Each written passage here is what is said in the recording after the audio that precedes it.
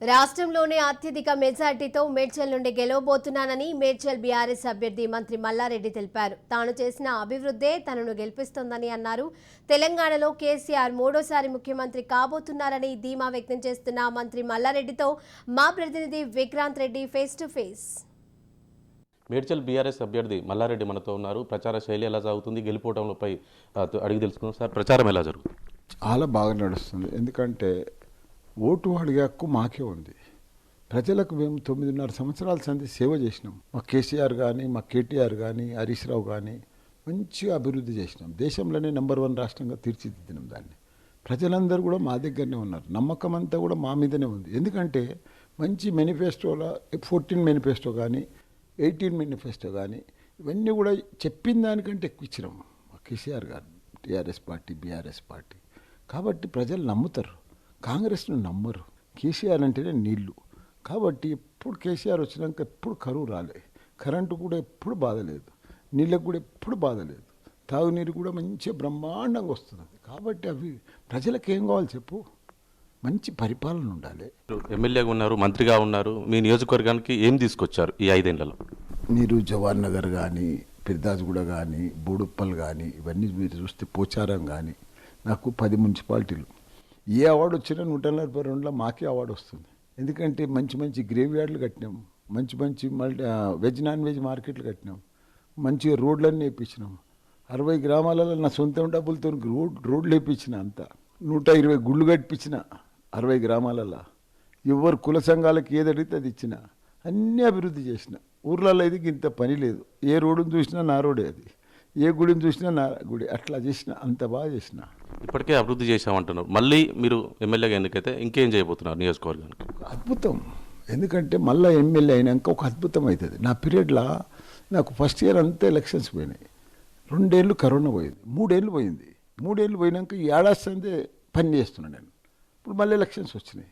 వాళ్ళకి తెలుసు జవహర్ నగర్ ఎట్లుండే, ఒక వాటర్ లేకుండే, డ్రైనేజ్ లేకుండే, కరెంట్ స్తంభాలు లేకుండే, రోడ్లు లేకుండే. అసలు ఉంటుంది. ఇలా అద్భుతం చేసి విడిచిపెట్టిన. అంత పెద్ద అభివృద్ధి 125 కోట్లతోటి మా కేటీఆర్ తాను తెచ్చినాక. కాంగ్రెస్ గాలి వీస్తుంది, ఖచ్చితంగా మేమే అధికారంలోకి వస్తామని మీరు చెప్పిన రేవంత్ రెడ్డి అంటున్నారు. నిజమే. రేవంత్ రెడ్డి అనకపోతే ఇంకెవడు అంటాడు చెప్పు?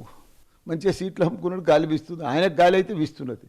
ఎవరికి వీయకున్నా రేవంత్ రెడ్డికి గాలి అయితే మస్తు వీస్తుంది. పండుగనే పండుగ. అమ్ముకున్నాడా? సీట్లు అమ్ముకున్నాడా? బ్రహ్మాండంగా అమ్ముకున్నాడు. పైసలే పైసలు. ఎవరైనా పైసలు లేకపోతే వారి ప్లాట్లు కూడా భూమి కూడా రిజిస్టర్ చేసుకున్నట్ట. వాళ్ళే చెప్తున్నారు. అంత ద్రోహం చేస్తున్నాడు. మీకు అపోజిట్గా ఉన్నటువంటి కాంగ్రెస్ పార్టీ అభ్యర్థి గెలవకపోతే మెడ నరుక్కుంటా అంటున్నాడు.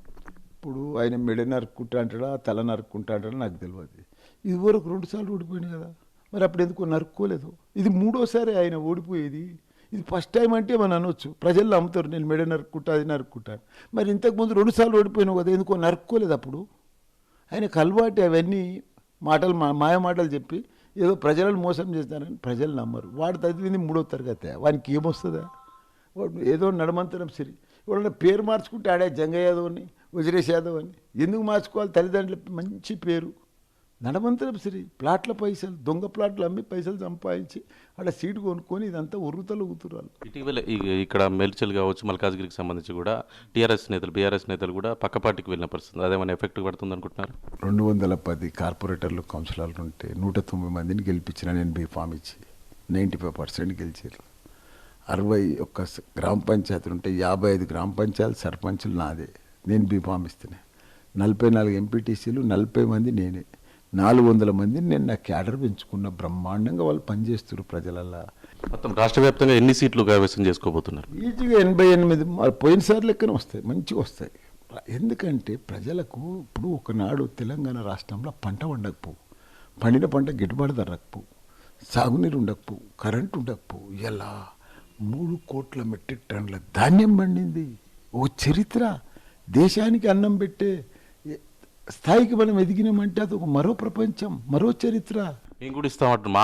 మా హామీలనే, మా ప్రచారంలో మేము మేనిఫెస్టోలో పెట్టిన వాటినే కాపీ కొట్టిరు బీఆర్ఎస్ పార్టీ నేతలను. దేశంలో 28 రాష్ట్రాలలో అన్ని 56 ఏళ్ళు పరిపాలించినావు. ఎప్పుడన్నా ఇచ్చినవా పింఛన్లు?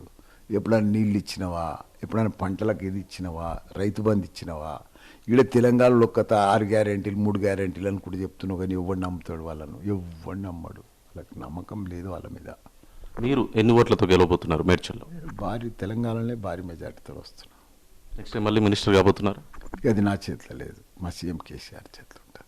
నేను గెలిపేదే నాది, నేను గెలిచిపోతే ఇక అది ఆయన ఇష్టం. అది ఇది మొత్తానికి చెప్తుంది. ఖచ్చితంగా రాష్ట్రంలో మరోసారి మాత్రం సీఎం కేసీఆర్ ముఖ్యమంత్రి కాబోతున్నారు. రాష్ట్ర వ్యాప్తంగా కూడా అత్యధిక మెజార్టీతో మేడ్చల్లోనే నేనే గెలవబోతున్నాను అనేసి మంత్రి మల్లారెడ్డి చెప్తున్నారు. కెమెరా పర్సన్ అమర్తో విక్రాంత్ రెడ్డి, రాజ్ న్యూస్.